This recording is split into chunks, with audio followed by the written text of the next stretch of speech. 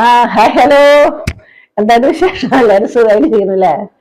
അപ്പൊ നമുക്ക് വെറൈറ്റി ആയിട്ട് ഒരു കൂട്ടുകറി വെച്ചാലോ?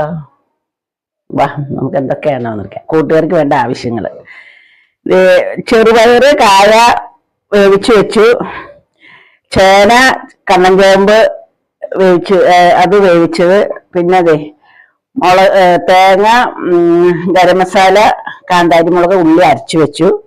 പിന്നെ അതിലേക്ക് ഇങ്ങനെ ഒലത്താനായിട്ടുള്ളത് വെളുത്തുള്ളി, ഉള്ളി, ചുവന്നമുളക്. പിന്നെ നമുക്ക് വെറൈറ്റി ആയിട്ട് ഇച്ചിരി അവിലും കുറച്ച് ഉഴുന്നും കൂടെ അത് വഴറ്റിനായിട്ട് കൂട്ടത്തിലിട്ടു. എണ്ണ ഒഴിച്ചു കൊടുക്കാം കേട്ടോ.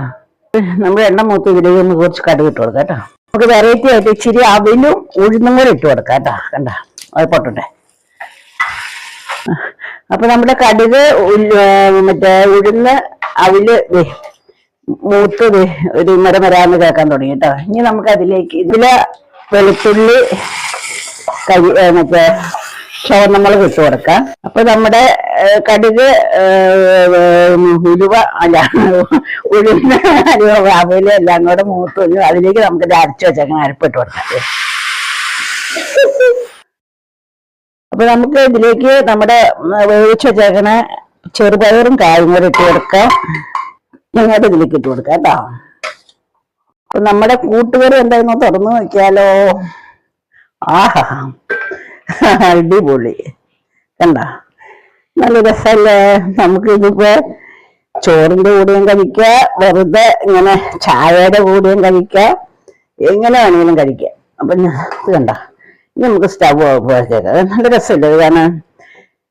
ഇനിയിപ്പോ നമ്മൾ എന്താ ചെയ്യേണ്ടത്? നമുക്ക് ടേസ്റ്റ് ചെയ്ത് നോക്കണ്ടേ?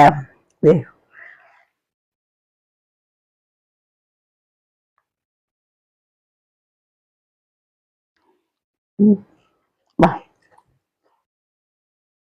കഴിച്ചു നോക്കിയോ?